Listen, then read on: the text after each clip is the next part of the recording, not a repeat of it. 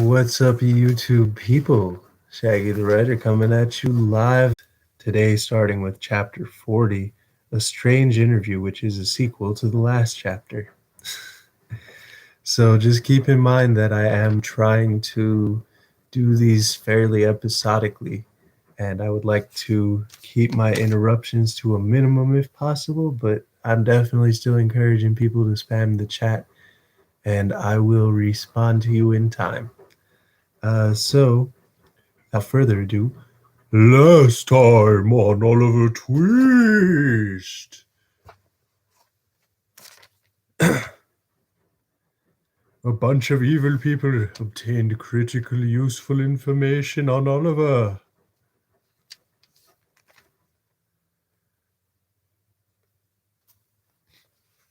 Okay. But yeah, it's just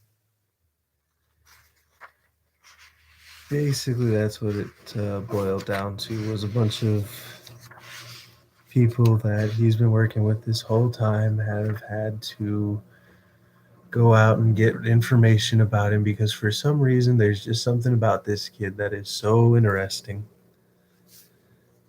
I wouldn't be surprised if he was like that, the older people's grandkid, and that his mom was like nobility or something.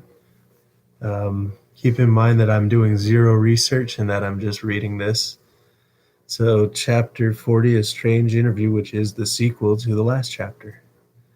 The girl's life had been squandered in the streets among the most noisome of the stews and dens of London, but there was something of the woman's original nature left her still, and when she heard a light step approaching the door opposite to that which she had entered, and the thought of wide contrast which the small room would in another moment contain, she felt burdened with the sense of her own deep shame, and shrunk as though she could scarcely bear the presence of her with whom she had sought this interview.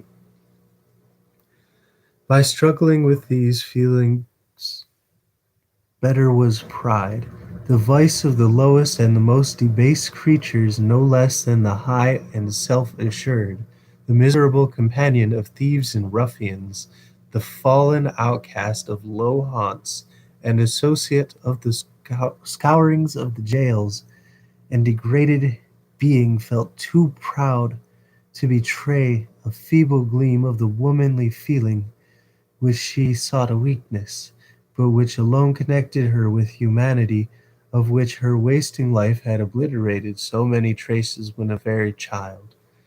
She raised her eyes sufficiently to observe that figure which presented itself was that of a slight and beautiful girl, and then bending them on the ground, tossed her head with affected carelessness as she said, "It's a good manner to see you, lady. If I had taken offence in going away, as many would have done, you'd have been sorry for it one day, and not without reason either." "I am very sorry if anyone has behaved harshly to you," replied Rose. "Do not think of that. Tell me what you wish to say me. I am the person you inquired for." The kind tone of this answer, the sweet voice, the gentle manner, and the absence of any haughtiness or displeasure, took the girl completely by surprise, and she burst into tears. "Oh, lady, lady, lady," she said, clasping her hands passionately before her face. "if there were more like you, there would be fewer like me. There would, there would."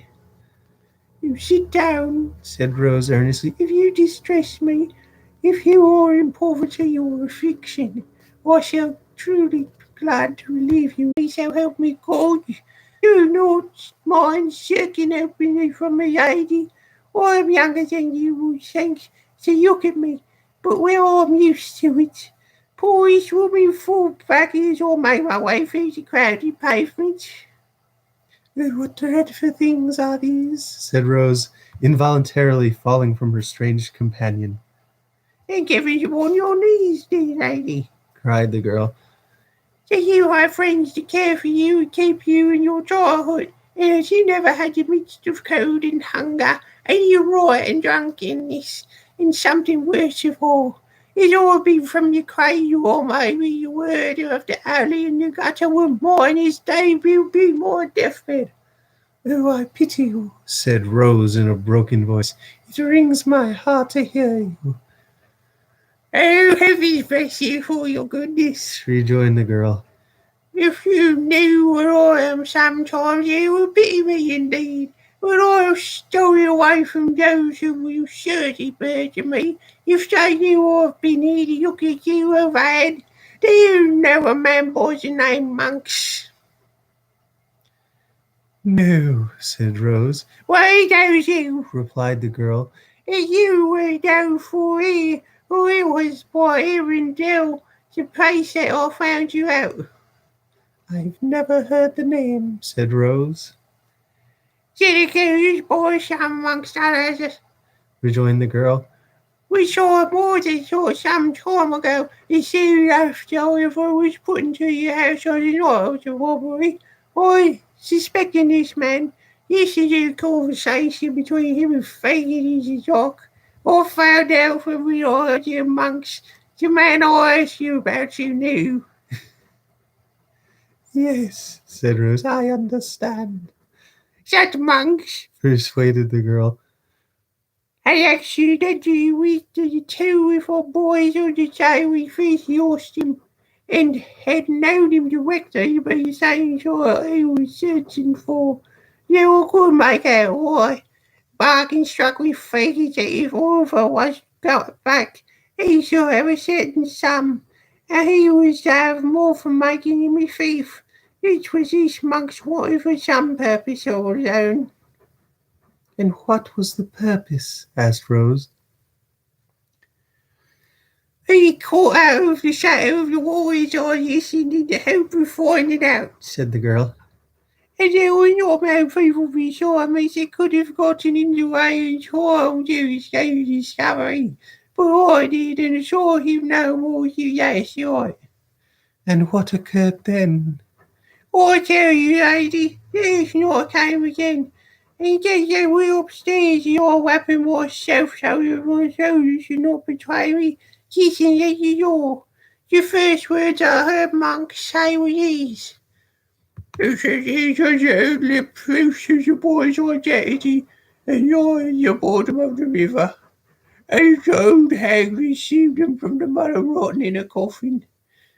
They laughed and talked of his success in doing this. The monks taking all about the boy and getting very wild, said that he thought he had got the young devil's money safely now. He'd rather have it the other way. For what a game it would have been to have brought down the boat of the father's will by driving him through every jail in town and then holding him up for some capital felony which Fagin could easily manage, and having made a good profit of him besides. What is all this? said Rose. Big pause. Just shout out to the viewers. Love y'all. Hope everyone's doing wonderful. I really need a minute to break from doing Rose's voice because I'm just like hurting myself somehow today. Not Rose, but Nancy's voice is just killing me today. Been a wonderful day. I found out that this book ends on page 419. So there is literally a blank page on 420. Every strange word used in this book, which we've noticed there are a lot.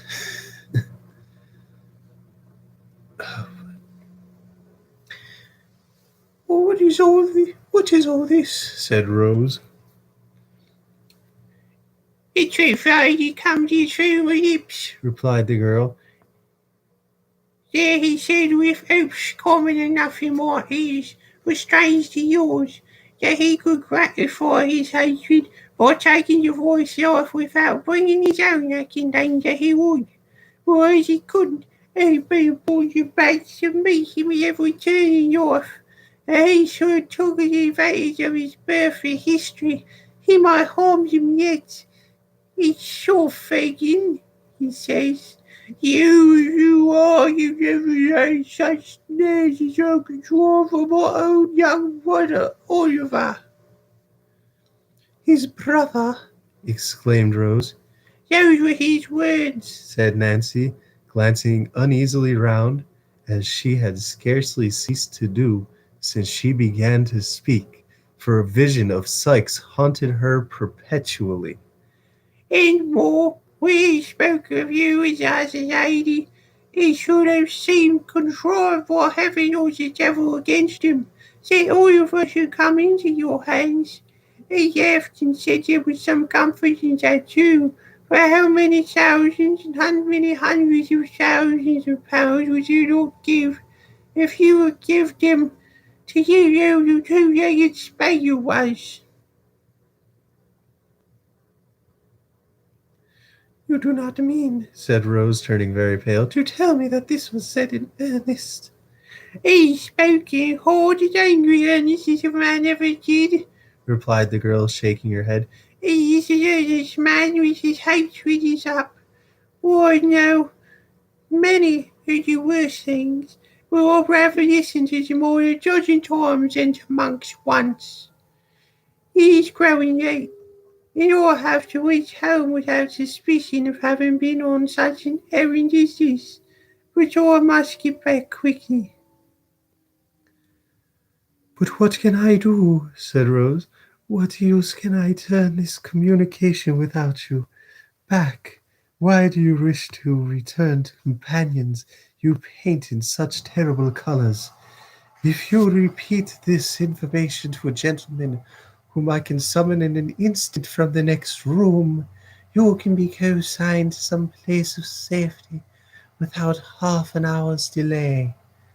I wish to go back, said the girl. I must go back, because how can I tell such things to an innocent lady like you? Because among the men I have told you of, there is one, the most desperate among them, that I can't use. No, not even to be saved from the life I'm leading now. You're having interfered in this dear boy's behalf before, Rose. Sorry. You're having interfered in this dear boy's behalf before, said Rose. You're coming here at such a great risk to tell me what you have heard. Your manner which convinces me of the truth, what you say, your evident contrition, and all sense of shame, all lead me to believe that you might be yet reclaimed. Oh, said the earnest girl, folding her hands as tears coursed down her face. Do not turn a deaf ear to the entreaties of one of your own sex. The first, I do believe, who ever appeared to you in the voice of pity and compassion. Do hear my words, and let me save you yet for better things. Lady, cried the girl, sinking on her knees. dear sweet angel lady, you was the first that ever blessed me with such words as these. And if I had heard them years ago, they might have turned me from a life of sin and sorrow. But it's too late. It's just too late. It's never too late, said Rose. Repentance and atonement. It is, cried the girl, writhing the agony of her mind. What can I do him now? It could not be his death. And why should you be? Asked Rose. Nothing could save him, cried the girl. I told others what I've told you, and they into their being taken, he would be sure to die. He is the boldest, and has been so cruel. It is possible, cried Rose. And for such a man as this, you can resign every future hope in the certainty of immediate rescue. Is it madness? I don't know what it is, answered the girl. All you know it is so, and I do not want to be alone. But with hundreds of others as bad and wretched as myself, I must go back. Whether it is God's wrath, or the wrong I've done, I do not know. Will I not raise to him whoever it suffering you it should be. Is I believe in what I would joy was his hand at last. And what am I to do? said Rose. I should not let you depart me from thus. You should act in honor, you will. Rejoined the girl, rising. There will no storm or going, because your trust is your goodness, and you force no promise from me as all I have done. Oh, what use then is it communication that you have made? Said Rose. This mystery must be investigated, or how will its disclosure to me benefit Oliver, whom you are anxious to serve? You must have some kind gentleman about you that will hear it as a secret and advise you what to do. Rejoined the girl. But where can I find you again when it is necessary? Asked Rose. I do not seek to know where these dreadful people live, but where will you be walking or passing at any settled period from this time? Will you promise me that you will have my secret kept, and come alone or what other person that knows this, and that I shall not be watched or followed? Asked the girl. I promise you solemnly. Answered Rose. Every night from 11 o'clock until the clock strikes 12. The girl says without hesitation. I walk on London Bridge if I am alive. Stay another moment, Interposed Rose as the girl moved hurriedly towards the door. Think once again on your own condition and the opportunity you have for escaping it. You have a claim on me not only as the voluntary bearer of this intelligence, but as a woman lost almost beyond redemption. Will you return to this gang of robbers and to this man when a word can save you? What fascination is it that can take you back and make you cling to wickedness and misery? Oh, there is no chord in your heart that I can touch. Is there nothing left to which I can appeal this terrible infatuation?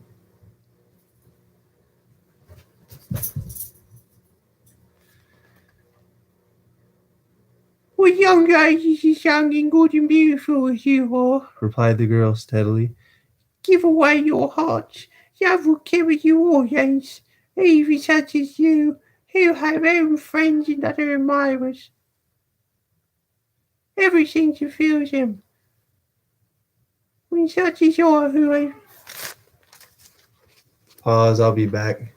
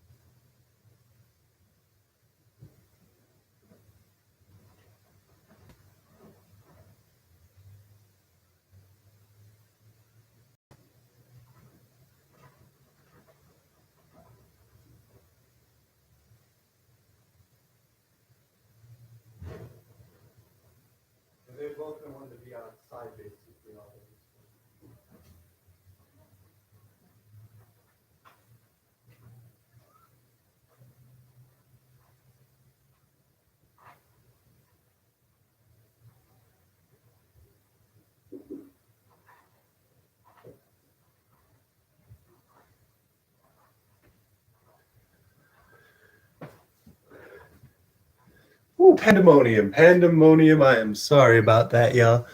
Hi, Fortnite. Ooh, glad to see you hit that like button. It's definitely appreciated. I'm doing good. Just a little bit of pandemonium. I am trying to do some laundry right now as well, so you might see part of this with me in an Easy E robe. Just know that I am not gross or weird. At least not on camera. Uh, okay, at least not on public camera. Gosh. Oh boy.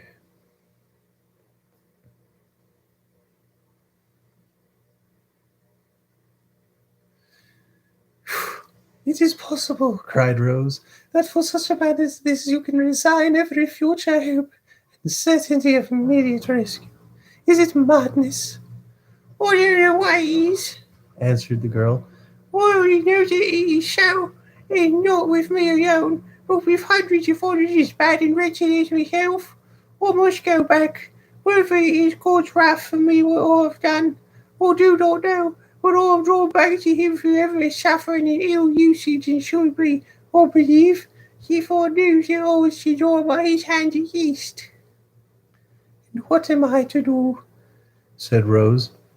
You should not let you depart from me thus. You should, lady, I know you will. Rejoined the girl, rising. You will not stop my going, but I have trusted your goodness, and I have forced no promise from you as I might have done. Of what use then is this communication you have made? Said Rose. The mystery must be investigated, or how will you disclose it to me, benefit Oliver, whom you are anxious to serve? You must have some kind telling me about you that will hurt as a secret, but three before what you can do. Rejoined the girl. But where can I find you again when it is necessary? Asked Rose. I do not seek to know where these dreadful people live, but where will you be walking or passing at any sensible period from this time? Or will promise me that you will have my secret strictly kept, and have come down, or you the only person that knows it, is that I will not be watched or followed. Asked the girl. I promise you solemnly, answered Rose. Every Saturday night, I'm sorry. every Sunday night, from 11 until the clock strikes 12, said the girl without hesitation. I will walk on London Bridge. Think once again for your own condition and the opportunity that you have of escaping from it. You have a claim on me not only as a voluntary bearer of this intelligence, but as a woman lost almost beyond all recognition. Will you have Will you return to this gang of robbers and to this man when a word can save you? What fascination is it that can take you back and make you cling to wickedness and misery? Oh, there is no chord in your heart that I can touch. Is there nothing left to which I can appeal against this terrible infatuation? When lady is young and good as beautiful as you are, replied the girl steadily, give away your heart, love will carry you all life. Even such as you, will have home friends and other admirers coming in of sickness or death with the hospital nurse, say your rotten arms in the man, and let him feel the place that has been a pain through our wretched yours. They can help the curious. Pity us, lady. Pity us for having only one feeding of a woman left, and for having that turned by a heavy judgment from a comfort and a pride into a new means of violence and suffering. You will, you will, said Rose after a pause. Take some money from me, which may enable you to start a life without dishonesty. At all events, until we meet again. Nor a penny. Replied the girl, waving her hand. Do not close your heart against all my efforts to help you, said Rose, gently stepping forward. I wish to serve you indeed. You will serve more best, lady, replied the girl, wringing her hands. If you could take my life at once, for I felt more grief to think of what I am to than I ever did before. It will be something not to die in the same hell as I live. God bless you, sweet lady, and send as much happiness on your head as I have brought shame on mine. Thus speaking, and sobbing aloud, the unhappy creature turned away, while Rose Maylie, overpowered by this extraordinary interview, which made which had more the semblance of a rapid dream than an actual occurrence, sank into a chair and endeavored to collect her wandering thoughts. Okay, and that leads us to chapter 41, which is really dope because now we actually are starting to see Nancy come to life as like a really awesome neutral character when she was really starting to seem more like a potentially neutral evil alignment for a while in there. But she actually is going out and sticking her neck out there so that Rose knows that Oliver is in danger. Um, so yeah, this is definitely really pretty dope book. Um, I've been doing little vignettes, I guess is the right word, in between these, where I just do like a real quick lesson on something or another, or like just a little bit of insight on something or another, even. Um,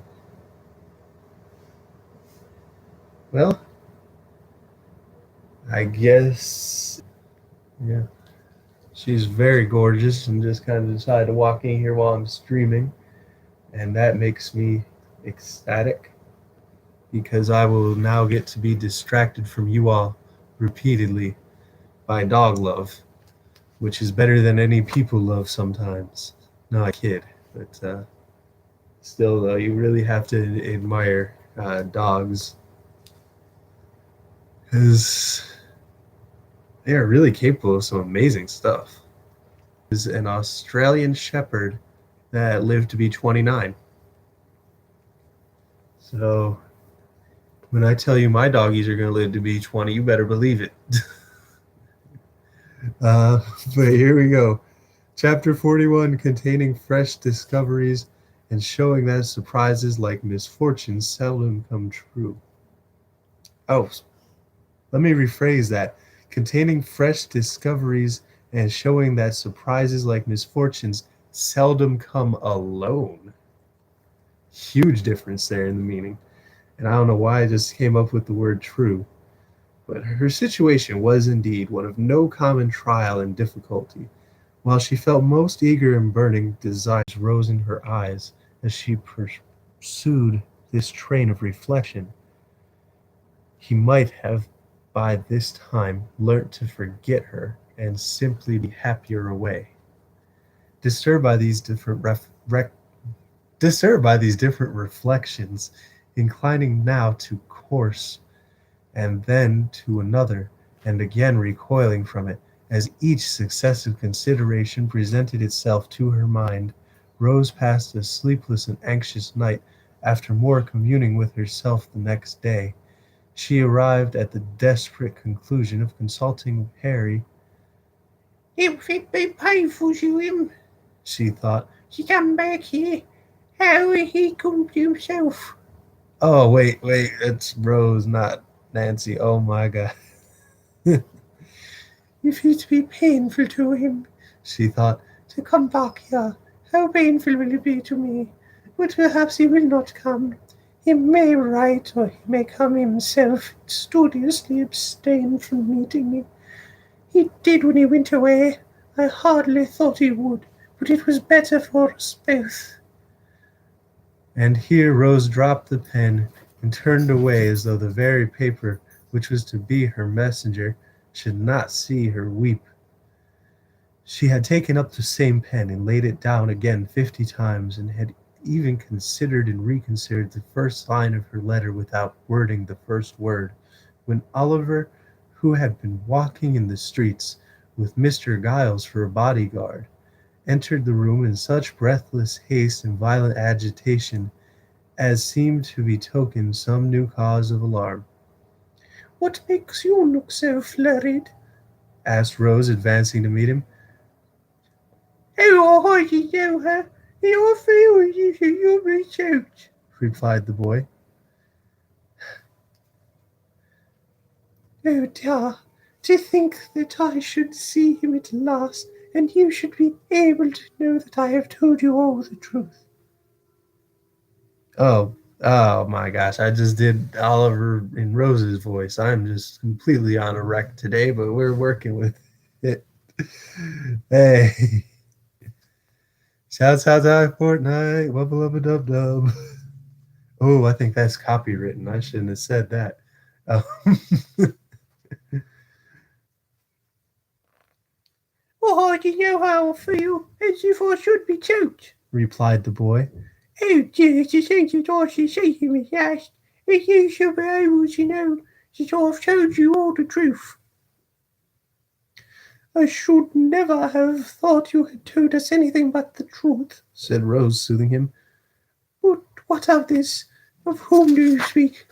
Oh, I've seen the gentleman. Replied Oliver, scarcely able to articulate. The gentleman who was so good to me, Mr. Brownlow, that we had talked so often about. Well, Asked Rose. getting out of a coach Replied Oliver, shedding tears of delight. and going into a house. I didn't speak to him, and I couldn't speak to him, for he didn't see me, and I trembled so that I was not able to go up to him, because I asked for me whether he lived there, and they said he did. Look here, Said Oliver, opening a scrap of paper. here it is. Here's where he lives. I'm going there directly. Oh, dear me, what shall I do when I come to see him and hear him speak again?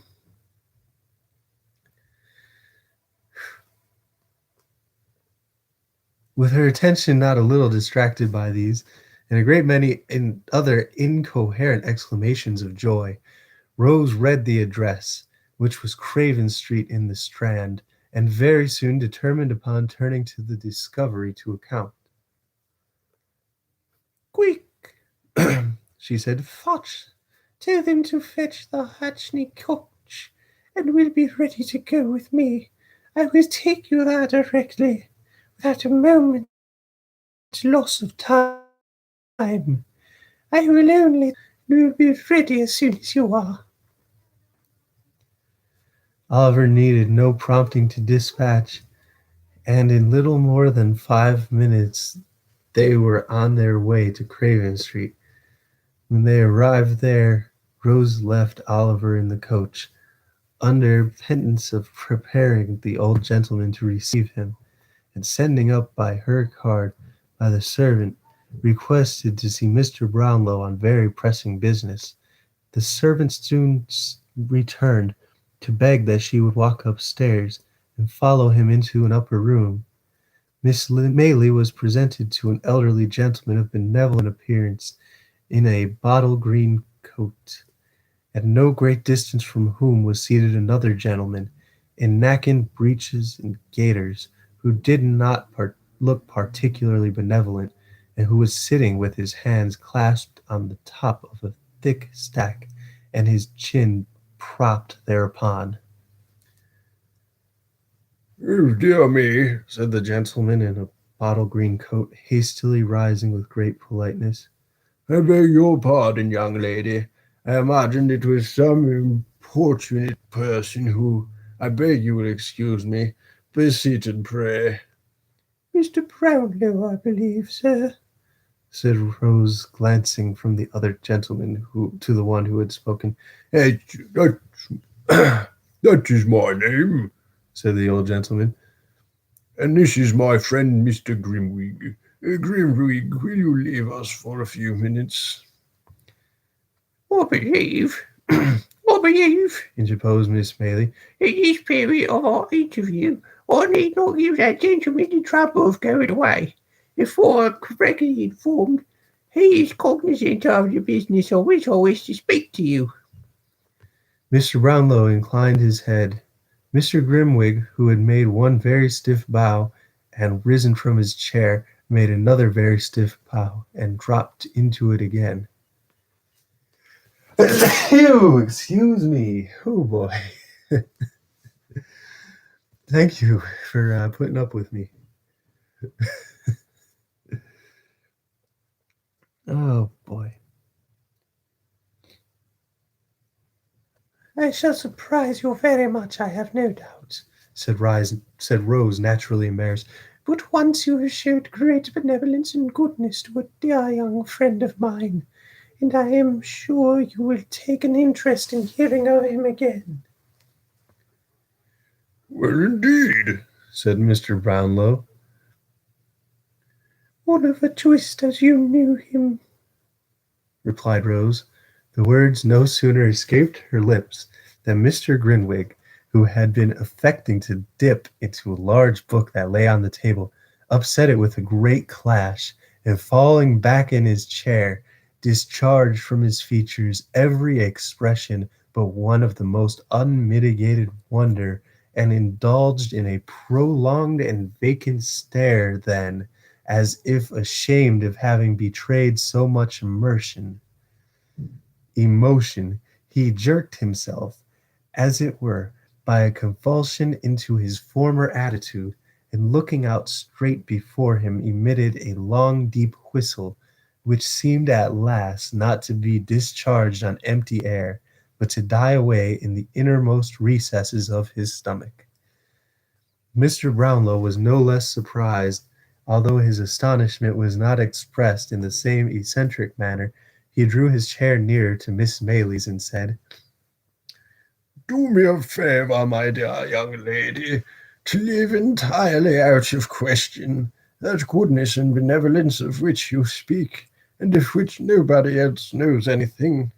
And if you have it in your power to produce any evidence which will alter the unfavourable opinion I was once induced to entertain of that poor child, in heaven's name put a possession of it.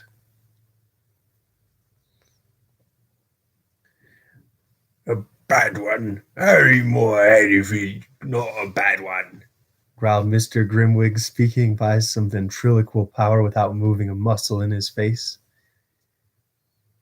He is a child of noble nature and a warm heart, said Rose, colouring, and that power which he has thought fit to try him beyond his years has planted in his breast affections and feelings over which would do honour to many who have numbered his days 6 times over. I'm only 61, said Mr. Grimwig with the same rigid face. And see the devil is not, this Oliver Twist is not 12 years old at least. I don't see the application of that remark. Do not heed my friend, Miss Maylie, said Mr. Brownlow. He does not mean what he says. Yes, he does, growled Mr. Grimwig. No, he does not, said Mr. Brownlow, obviously rising in wrath as he spoke. He'll eat his head if he doesn't, growled Mr. Grimwig. Well, he would deserve to have it knocked off if he does, said Mr. Brownlow. And it oughtn't commonly York to see any man offer to do it, responded Mr. Grimwig, knocking his stick upon the floor.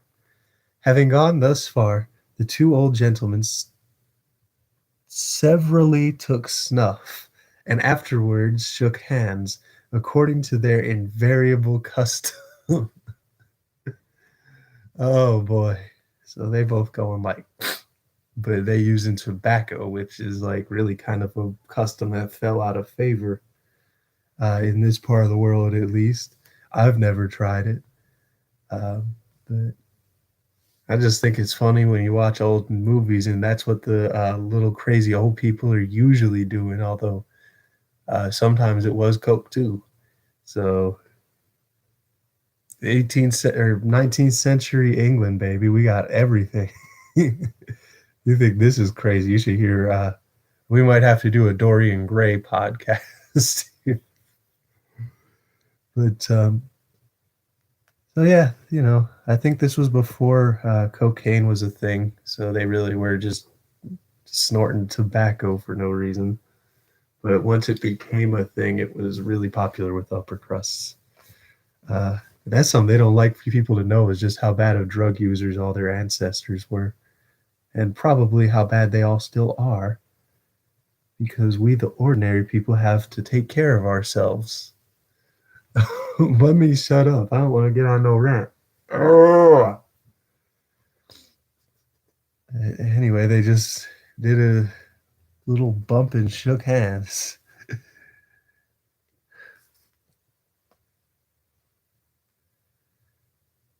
Yes.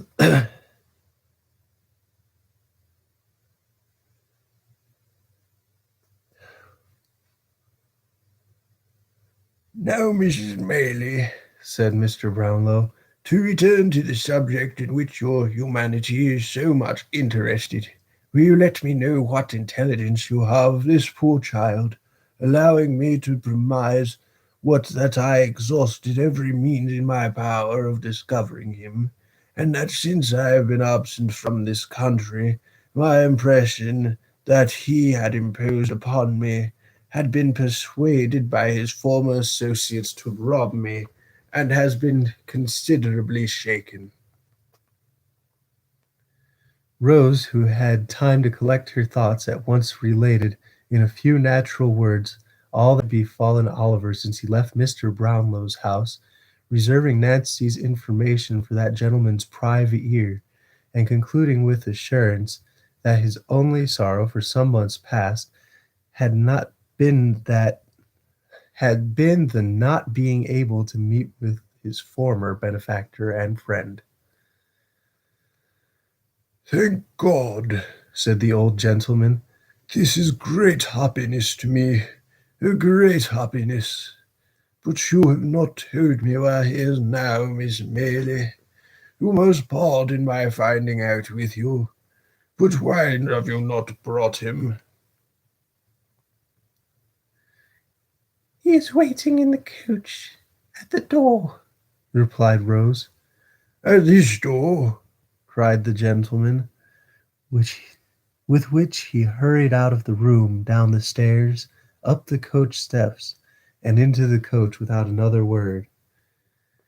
When the room door closed behind him, Mr. Grimwig lifted up his head, and converted one of his hind legs of his chair into a pivot, described 3 distinct circles, with the assistance of a stick, and the table, sitting in at all the time, all performing this evaluation.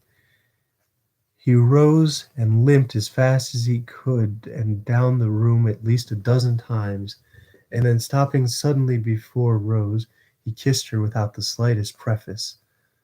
Hush, he said as the dear young lady rose in some alarm at his unusual proceeding. Don't be afraid. I'm old enough to be your grandfather. You're a sweet girl. I like you. Here they are.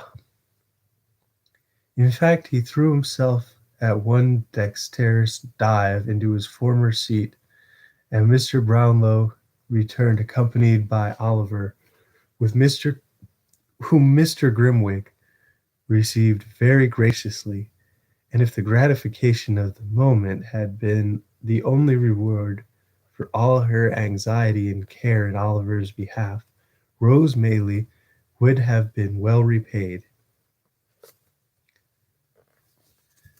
There's somebody else who should not be forgotten by law, said Mr. Brownlow, ringing the bell. Send Mrs. Bedwin here, if you please. The old housekeeper answered the summons with all dispatch, and dropping a curtsy at the door, waited for orders.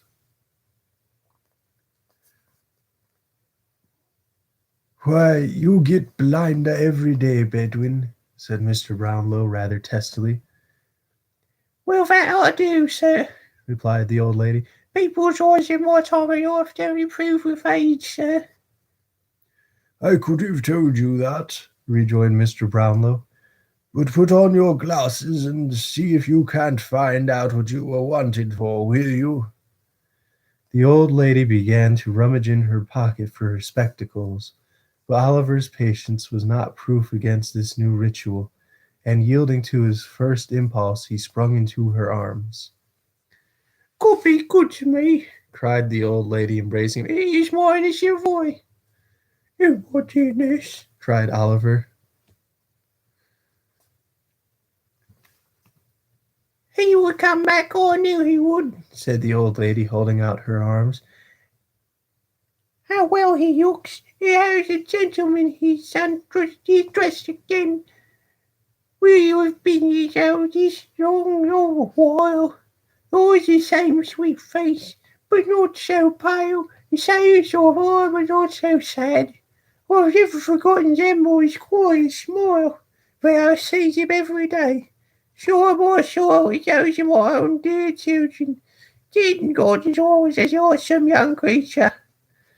Running on thus, and now holding Oliver from her mark, now how he had grown, now clasped to her, and passing his fingers fondly through his hair, the good soul laughed and wept his neck by turns.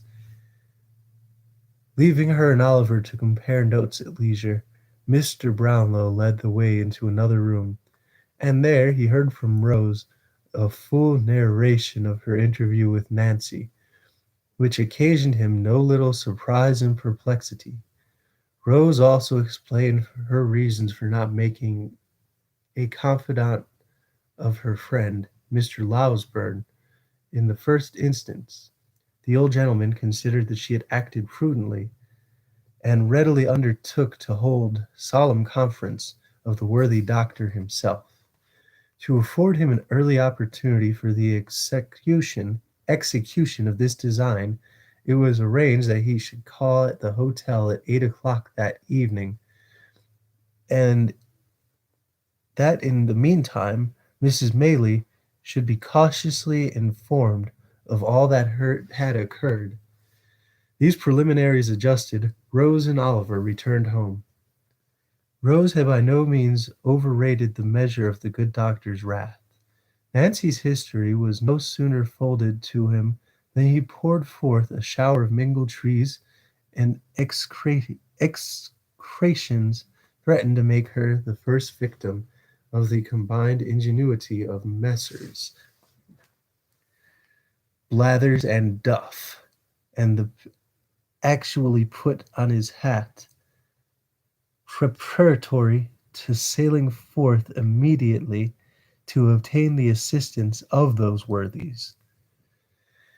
And doubtless he would, in this first outbreak, have carried the attention into effect without a moment's consideration of the consequences, if he had not been restrained in part by corresponding violence on the side of Mr. Brownlow, who was himself an irascible temperament, and particularly by such arguments and representations as seemed best calculated to dissuade him from this hot-brained purpose.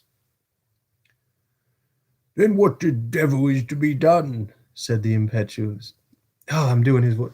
"Then what the devil is to be done?" said the impetuous doctor when he rejoined the two ladies.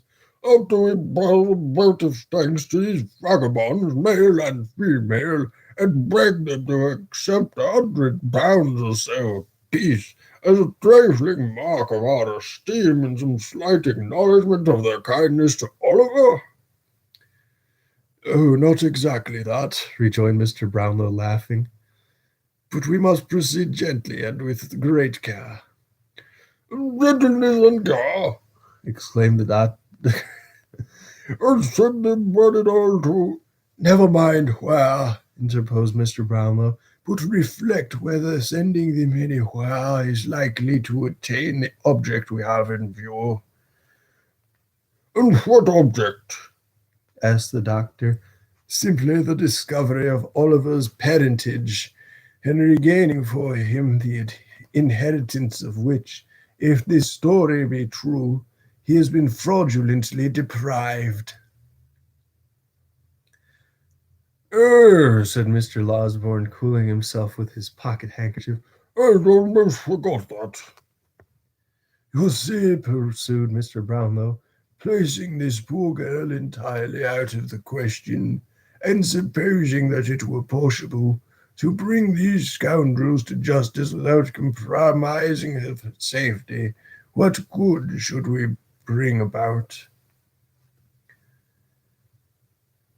Hanging a few of them at least in all probability, said the doctor, and transporting the rest. Very good, replied Mr. Brownlow, smiling. But no doubt they will bring about that for themselves in the fullness of time, and if we step in to forestall them, it seems to me that we shall be performing a very quixotic act.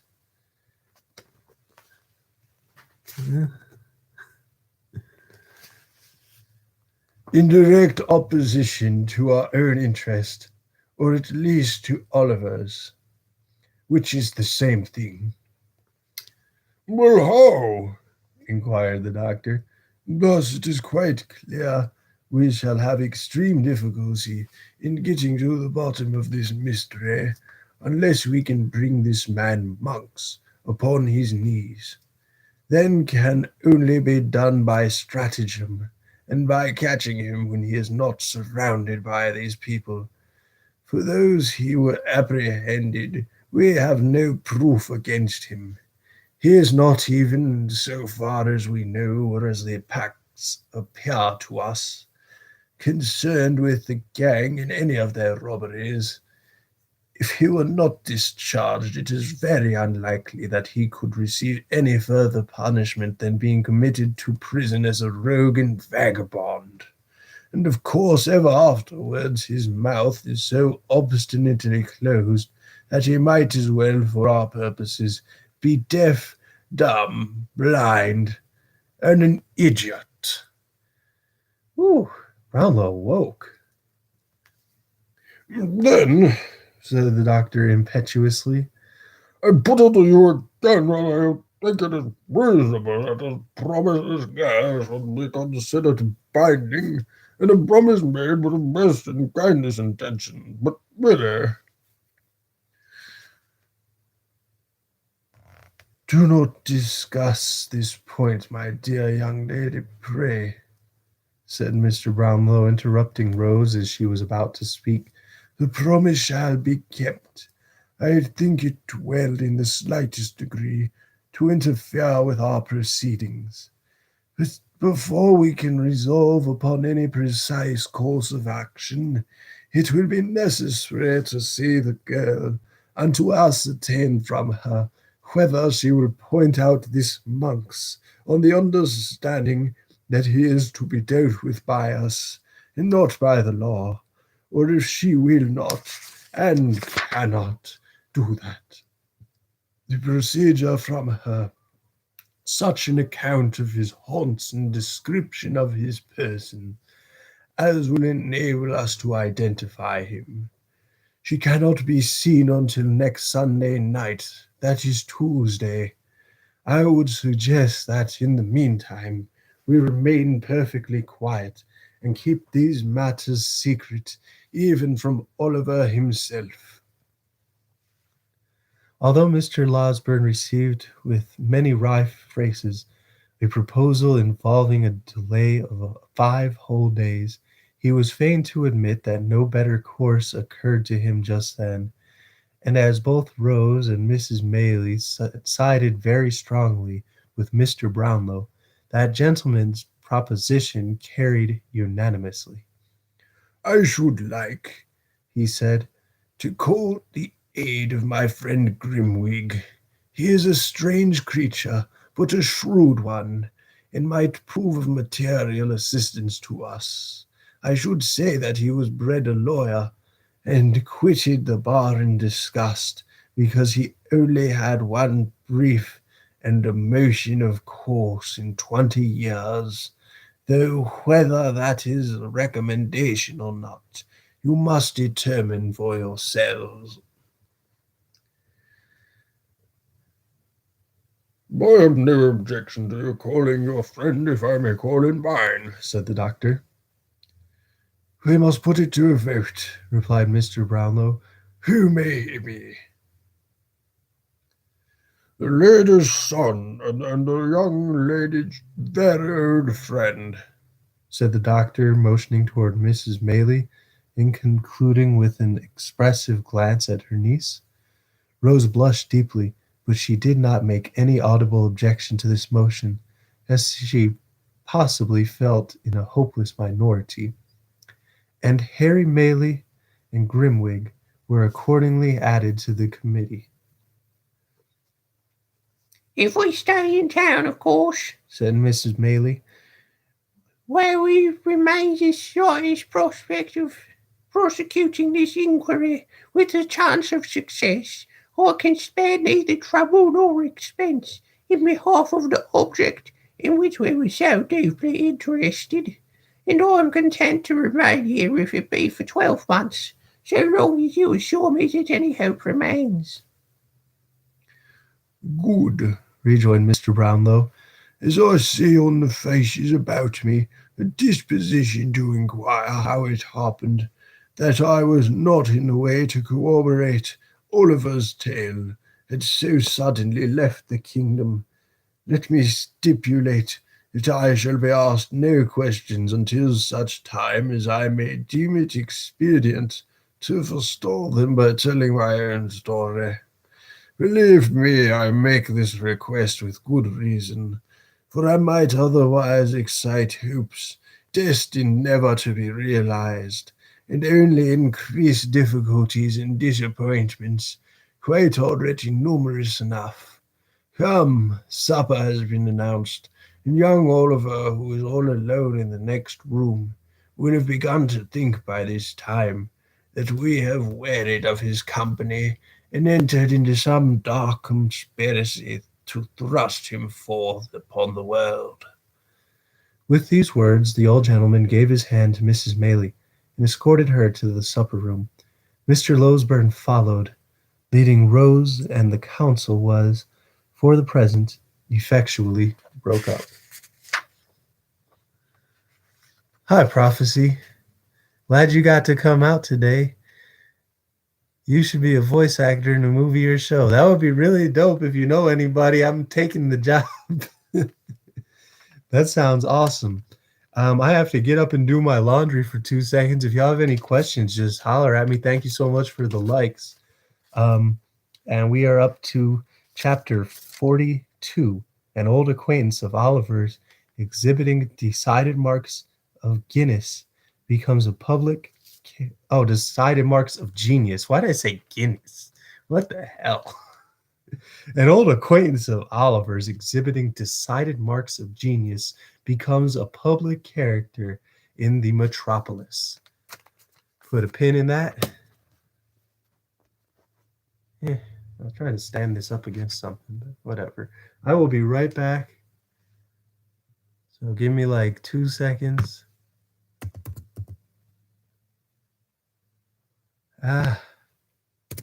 Always sub for sub on here. So I'm pretty sure I've got both of you already, but if not, then let me know. 1 sec.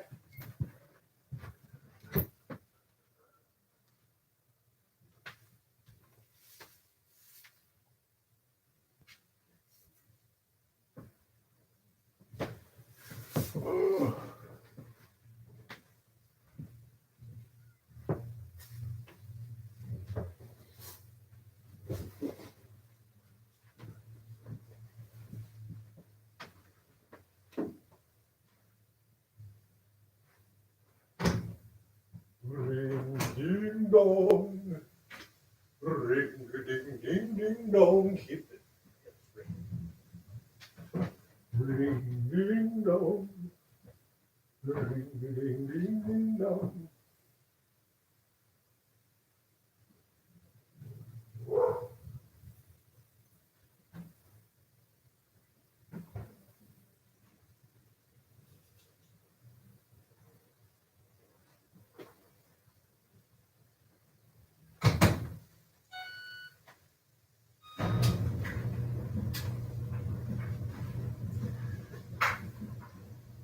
Ring a ding dong. Ding dong ding. Ring a ding dong. Ding dong ding. Shouts out to all the mics.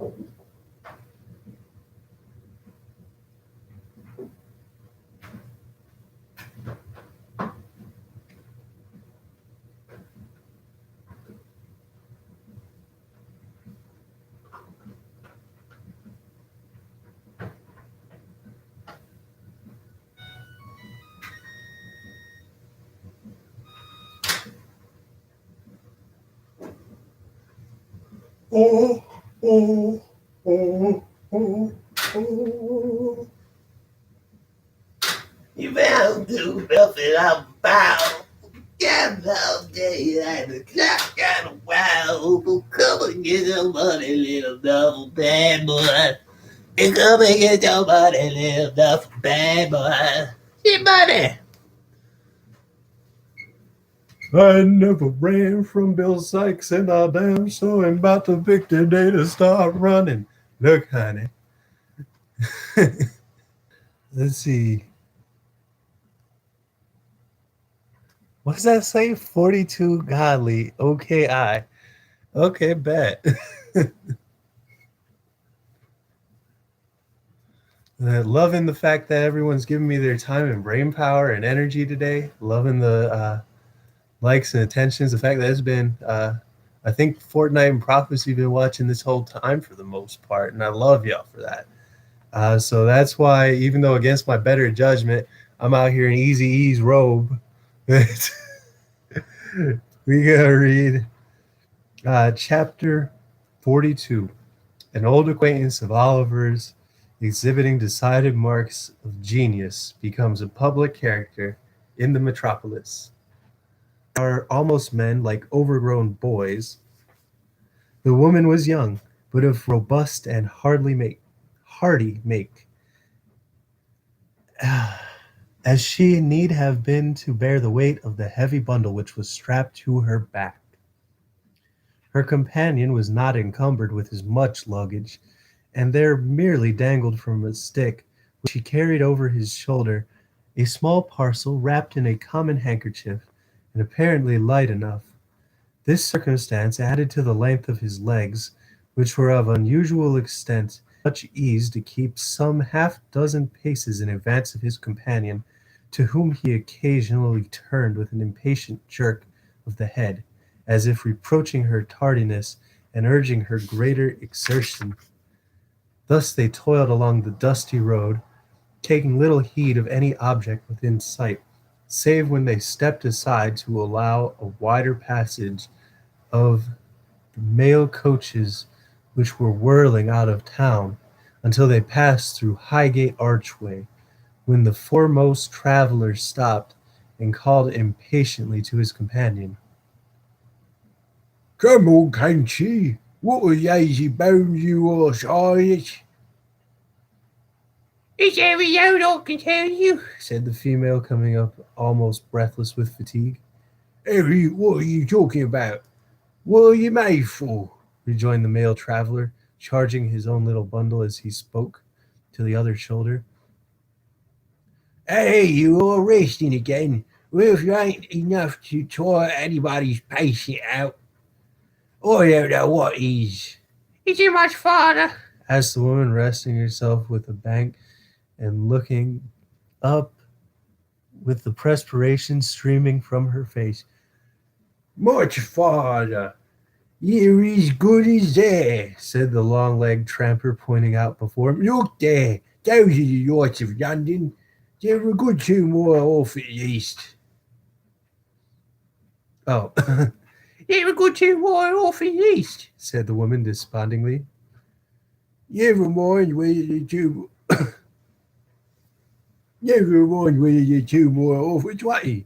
Said Noah Claypool, for he was. But get up and come on. I'll kick ya. It's so give you notice. As Noah's red nose grew redder with anger, and as he crossed the road while speaking, as if fully prepared to put his threat into execution, the woman rose without any further remark and trudged onward by his side. Oh, goody, goody. We get the teenaged alcoholic Noah Claypool and Charlotte the Schmuck. There we go. Where do you mean to stop for the night, Noah? She asked after they had walked a few hundred yards. How should I know? Replied Noah, whose temper had been considerably impaired by walking. Near or Hope, Said Charlotte. No, not near, Replied Noah Claypole. There, not there, so don't think it. Well, why not? Well, I tell you this, I don't mean to do a thing. It's enough without any why or because either, Said Mr. Claypole with dignity. Well, you needn't be so cross, Said his companion. A pretty thing you would be, wouldn't it, to go and stop at the very first public house outside the town so that Salisbury, if he come up after us, might poke in his own nose and have us take him back to the court with handcuffs again. Said Mr. Claypole in a jeering tone. No, I shall go and use myself among the narrowest streets I can find, and not to stop till they come to the very out of the wayest house I can set eyes on. Could you thank me the stars you got ahead, for what if we hadn't got it first, I'd been locked up hard and fast a week ago, my lady. It served you right for being a fool. Oh, no, I ain't as cunning as you are, Replied Charlotte. but don't put all the blame on me and say I should have been locked up. You would have been if I had my way anyway. You took your money from the till, you know you did, Said Mr. Claypole. Oh, I took it for you, Noah dear. Rejoined Charlotte. Did I keep it? Asked Mr. Claypole. No, you trusted it in me and let me carry it like a dear. Send you so are, Said the lady, chucking him under the chin and drawing her arm through this. This was indeed the case, but it was not Mr. Claypole's habit to repose a blind and foolish confidence in anybody.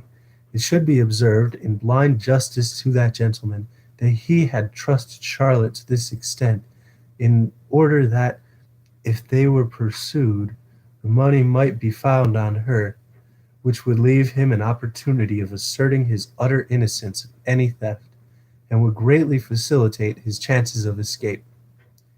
Of course, he entered at this juncture into no explanation of his motives, and they walked on very lovingly together.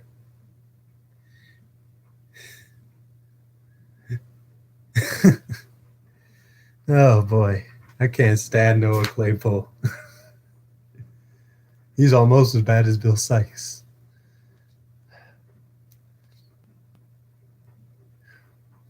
In the pursuance of this cautious plan, Mr. Claypole went on without halting until he arrived at the Angel of Islington, where he wisely judged, from the crowd of passengers and number of vehicles, that London being in earnest. Just passing to observed what appeared in most crowded streets, and consequently, oh my goodness, my phone ringing just threw me all the way off. This does feel like an online class, doesn't it? Oh my goodness. I'm gonna answer. One sec. Hello? Hello?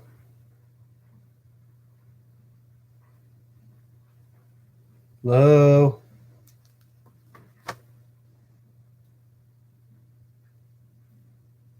Must not be that important.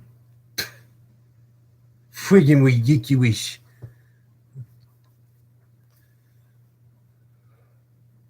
Okay, then. Through these streets Noah Claypole walked, dragging Charlotte after him, now stepping into the kennel to embrace at a glance the whole external character of some small public house, and now jogging on again, as some fancied appearance introduced him to believe it too public for his purpose. At length he stopped in front of one, more humble in appearance and more dirty than any he had yet seen, and having crossed over and surveyed it from the opposite pavement, graciously announced his intention of putting up there for the night. Give us your bundle, Said Noah, unstrapping it from the woman's shoulders and slinging it over his own. and don't you speak except when you're spoke to. What's the name of the house? Three what? Cripples, Said Charlotte. Three cripples. Repeated Noah. And you're very good showing too. Now then, keep it close, Emil Hughes, you come along. With these injunctions, he pushed through the rattling door with his shoulder and entered the house, followed by his companion. There was nobody in the bar but a young Jew, who, with his 2 elbows on the counter, was reading a dirty newspaper. He stared very hard at Noah, and Noah stared very hard at him. If Noah had been attired to his charity boy's dress, there might have been some reason for the Jew opening his eyes so wide, but as he had discarded his coat and badge and wore a short smock frock over his leathers, there seemed to be no particular reason for his appearance exciting so much as the attention of the public house. Is this the three cripples? Asked Noah. If I'm not mistaken, who? Okay, I'm just gonna do it high. That is the W's house. Replied the Jew. The gentleman we met on the road coming up from the country recommended us here. Said Charlotte. Said Noah, nudging Charlotte, perhaps to call their attention to the most ingenious device for attracting respect, and perhaps to warn her to betray no surprise. We we want to sleep here tonight. I'd be certain you can. Said Vardy, who was the attendant sprite. Well, I'll inquire. Show us the tap and give us a bit of cold meat and a drop of beer while you're requiring, will ya? Said Noah. Barney complied by ushering them into a small back room and settling the required vans before them, having done which, he informed the travelers that they could be lodged that night, and left the amiable couple for their refreshment. Now this back room was immediately behind the bar, and some steps lower, so that any person connected with the house, undrawing a small curtain which concealed a single pane of glass fixed in the wall of the last named apartment about 5 feet from its flooring, could not only look down upon any guests in the back room without a great hazard of being observed, the glass being in a dark angle of the wall between which and a large upright beam the observer had to thrust himself, but could, by applying his ear to the partition, ascertain with tolerable distinctness their subject of conversation. The landlord of the house had not withdrawn his eye from the place of espial for 5 minutes, and Barney had only just returned from making the communication above related, when Fagin, in the course of his evening's business, came into the bar to inquire after some of his young pupils. Ash, Said Barney. there's strangers in the next room. Strangers. Strangers, repeated the old man with a whisper. Ah, and robbers too, Said Barney. from the country. but something on your way might be mistaken. Fagin noticed to receive. Fagin appeared to receive this communication with great interest. Mounting on a stool, he cautiously applied his eye to the pane of glass, from which the secret post he could see Mr. Claypole taking cold beef from the dish and porter of the pot, and administering homeopathic doses of both Charlotte, who sat patiently by, eating and drinking at his pleasure. Ah, whispered the Jew, looking round to Barney, I feel like I like that fellow's looks.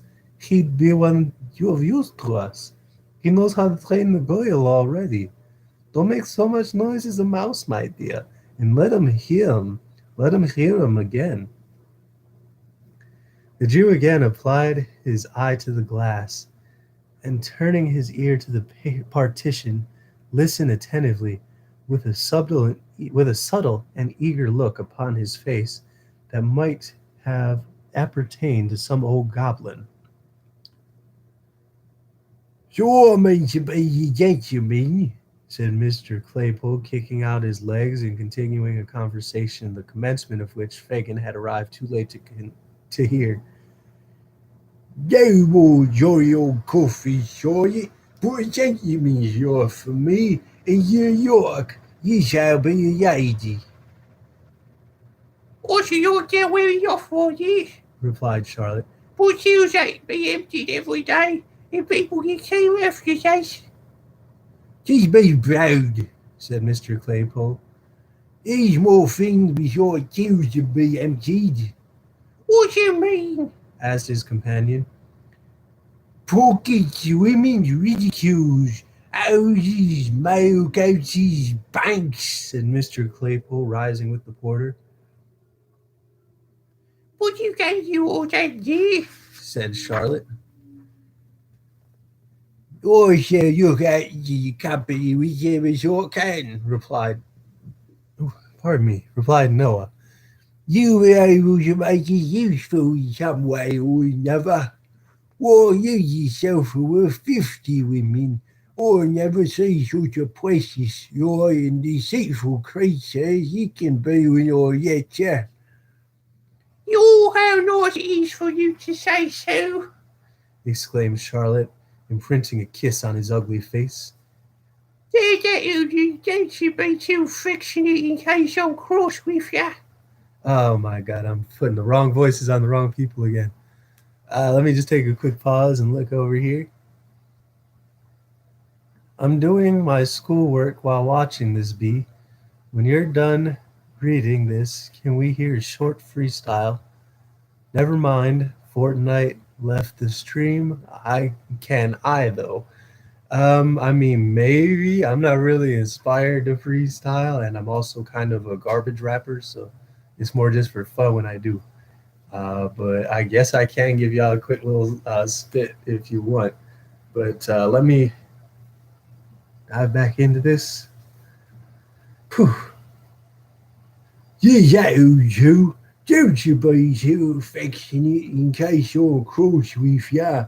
Said Noah, disengaging himself with great gravity. I should like to be the captain of some band.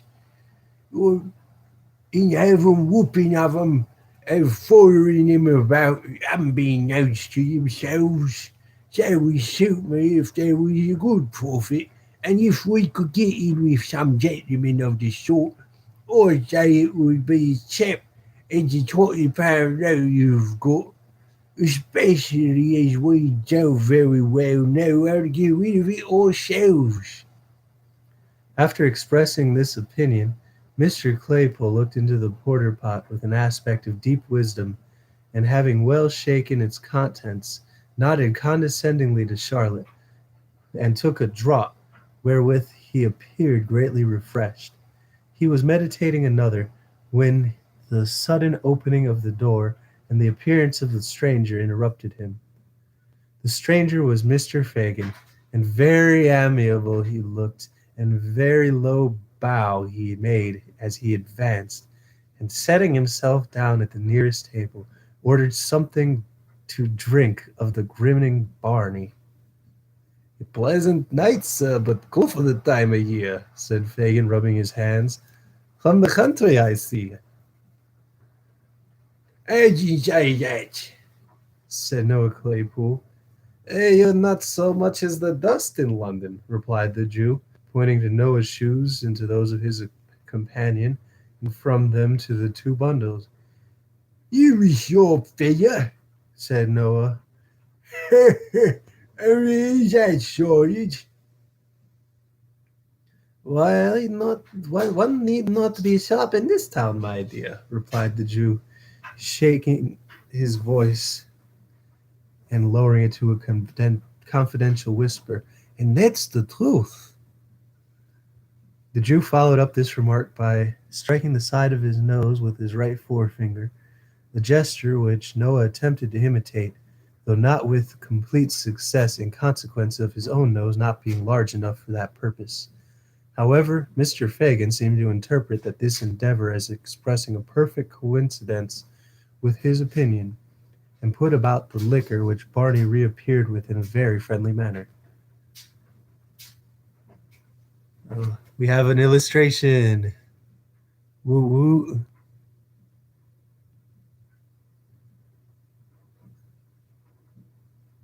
Yeah. So prophecies can freestyle. He says, use a beat. Tu su sus. Ori. All right. I guess I have to before I sign off today. It's because I've been called out on it. Let me see. Oh boy, I don't even have that many. Good stuff, that. Observed Mr. Claypole, smacking his lips. Dear, said Fagin, a man need always be emptying a till or a pocket or a woman's recticle or a house or a mail coach or even a bank if he drinks it regularly. Mr. Claypole no sooner heard this extract from his own remarks than he fell back in his chair and looked from the Jew to Charlotte with a countenance of ashy paleness and excessive terror. Don't mind me, dear, Fagin said, drawing his chair closer. It was lucky only me heard you by chance. It was very lucky it was only me. I didn't take it, Stammered Noah, no longer stretching out his legs like an independent gentleman, but coiling them up as well as he could under his chair. It was your head doing. You've got it now, Charlotte. You know you have. It's no matter who's got it or who did it, my dear, replied Fagin, glancing nevertheless with a hawk's eye at the girl and the two bundles. I'm in that way myself, and I like you for it. In what way? Asked Mr. Claypole, recovering a little. In the way of business, rejoined Fagin. Blech. And so are people out of the house. You got hit the nail right upon the head, and as safe as you could be. It is not a safer place in our town as the cripples. That is when I like to make it so, and I have taken a fancy to you and that young woman, so I have said word, and you may make your minds easy.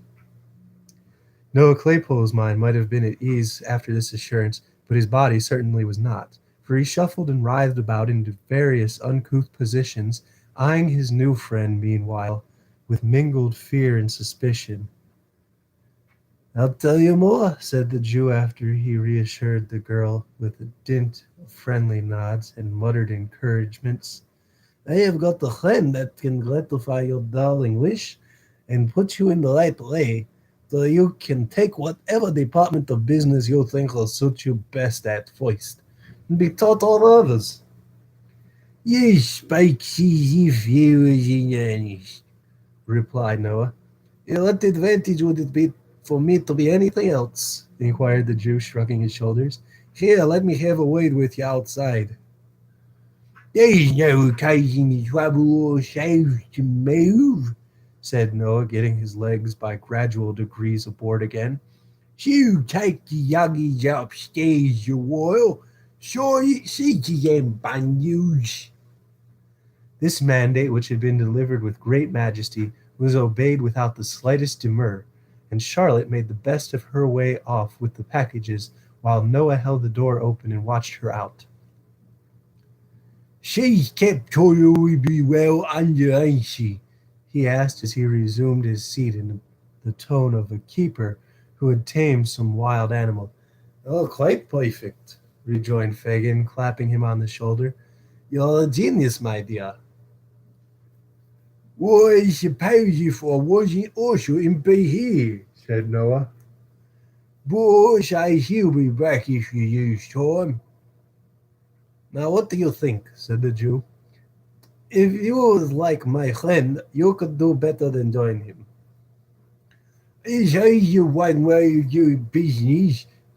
That's where it is, responded Noah, winking one of his little eyes.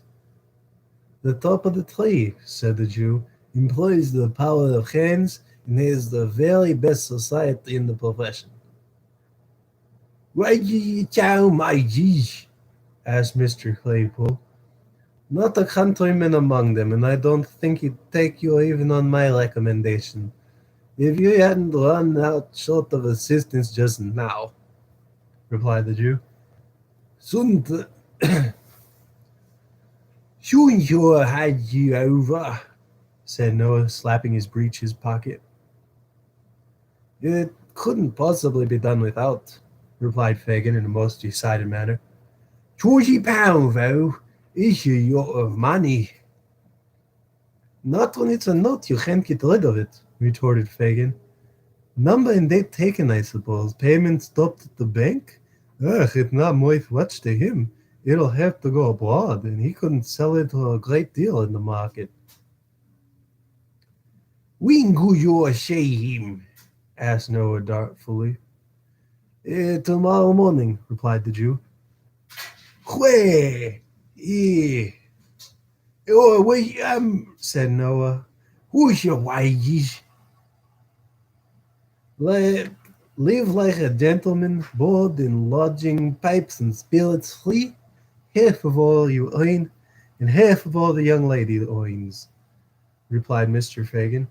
Whether Noah Claypole, whose rapacity was none of the least comprehensive, would have acceded even to those glowing terms, had been a perfectly free agent, is very doubtful, but he recollected that in the event of refusal it was in the power of his new acquaintance to give him up to justice immediately, and more unlikely things had come to pass. He gradually relented, and said that he thought that it would suit him. But you say, said Noah, I see we'll be able to do a good deal. I should think you're accepting fairly, right? A little fancy like, suggested Fagin. Something of that sort, replied Noah. What do you think would suit me now? Something not too tiring for the strength and not very dangerous, you know. That's the sort of thing. I heard you talk of something in the spy upon the way of others, my dear, said the Jew. My friend wants somebody who would do that very well, very much. Well, I did mention that, and but it wouldn't pay itself, you know. That's true, observed the Jew, ruminating or pretending to ruminate. No, it might not. Yeah, what do you think then? Asked Noah, anxiously regarding him. Something in the sneaky way, for you pretty sure work. You know how much risk can be in at home. Why do I think of old ladies? Asked the Jew. There's a good deal of money to be made in snatching their bags and parcels and running around the corner. Turns out I have a good deal with squats sometimes, asked Noah, shaking his head. I don't think that would answer my purpose. Is there any other yarn open? Stop, said the Jew, laying his hand on Noah's knee. The kitchen lay. What's that? Demanded Mr. Claypole. The Hitchens, my dear, said the Jew, is the young children that sent out on errands by their mothers with sixpences and shillings. In the lay is just to take their money away. They've always got it ready in their hands, so knock 'em into the kennel and walk off very slow, as if there was nothing else the matter but a child falling down and hurt himself. Ha ha ha! Ho ho! Roared Mr. Claypole, kicking his legs in ecstasy. Yo, that's the very thing. Hey, to be sure it is, replied Fagin. You can have a few good beats chalked out in Camden Town in Battle Bridge, in the neighborhoods like that where they always go on errands. And you can upset as many kitchens as you want any hour of the day. With this, Fagin poked Mr. Claypole in the side, and they joined in a burst of laughter long and loud. Well, that's all right, said Noah after he had recovered himself and Charlotte had returned. What's on tomorrow, shall we say? Will ten do? Asked the Jew, adding, as Mr. Claypole nodded in assent. What name shall I tell my good friend? Mr. Butler, said Noah, who had prepared himself for such an emergency. Mr. Morris Butler, and this is Mrs. Butler. Hey, Mrs. Bolter's humble servant, said Fagin, bowing with grotesque politeness. I shall hope I know her better very shortly. Geez, gentlemen, Charlotte, thundered Mr. Claypole. Yes, nowadays. Replied Mrs. Bolter, extending her hand. She calls me Noah, as a sort of fond way of talking, said Mr. Morris Bolter. Late Claypole returned